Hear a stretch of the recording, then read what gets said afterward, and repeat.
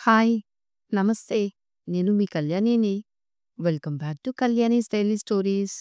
మీకు ఇష్టమైన వారి మీద కోపం వస్తే ఏం జరుగుతుంది తెలుసుకుందాం. మనం కొంతమందిని ఎంత దూరం పెడితే అంత మంచిది మనకు. లేకపోతే మన మంచితనాన్ని కూడా చేతకానితనంగా చూస్తారు. నీతిగా బ్రతికేవాడికి నిందలు ఎక్కువగా ఉంటాయి. ఇక బాధ్యతగా బ్రతికేవాడికి బాధలు కూడా ఎక్కువగానే ఉంటాయి. నువ్వు ఆలోచించవలసింది గతం గురించి కాదు మిత్రమా. ఎలా కోలుకోవాలి అని ఆలోచించు. పడిపోవడం గురించి కాదు. ఎలా నిలబడాలి అని ఒక్కసారి ఆలోచించు. పడిపోతే పైకి లేపేందుకు ఎవ్వరూ రారు అని గ్రహించినవాడు వేసే ప్రతి అడుగు ఆలోచించే వేస్తాడు. నువ్వు ఒక నిర్ణయం తీసుకున్నాక ఆ మార్గం ఎలా ఉన్నా సరే గమ్యాన్ని మాత్రం చేరాల్సిందే. చావు బ్రతుకులు అనేవి ఎక్కడో ఉండవు. ధైర్యంలోనే బ్రతుకు ఉంటుంది. అలాగే భయంలోనే చావు ఉంటుంది. అందుకే ఎల్లప్పుడూ ధైర్యంగా ఉండండి. మనం దారిలో పడిపోతే ఎవ్వరూ చూడకముందే లేచి నిలబడాలి. అదే జీవితంలో పడిపోతే అందరూ మన వైపు చూసేలా లేచి నిలబడాలి. నీకు ఇష్టం ఉంటే చేదు కూడా తియ్యగానే అనిపిస్తుంది. అదే నీకు కష్టంగా ఉంటే దూది కూడా భారంగానే అనిపిస్తుంది. ఏమంటారు? కామెంట్ చేయండి. నీ విలువ ఎవరికి అర్థం కాదో వాళ్ళను పట్టించుకోకు.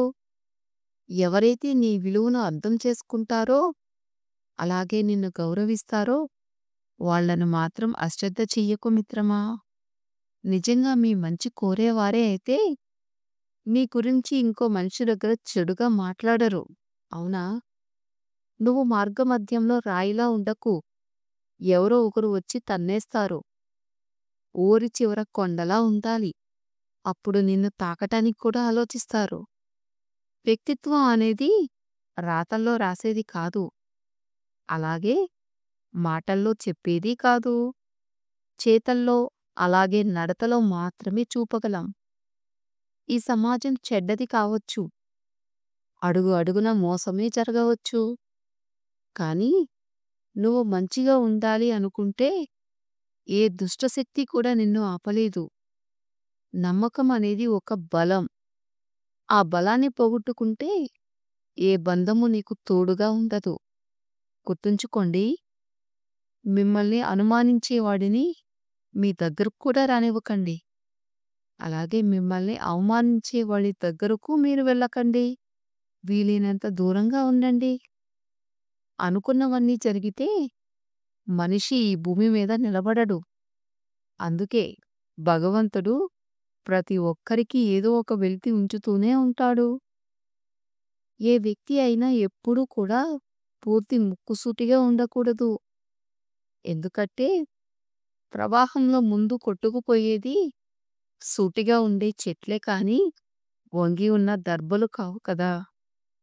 ఏదో ఒక రోజు తెగిపోతుందని తెలిసి కూడా తెంచుకోలేనంతగా బంధం పెంచుకోవడమే మనిషికి ఉండే పెద్ద బలహీనత.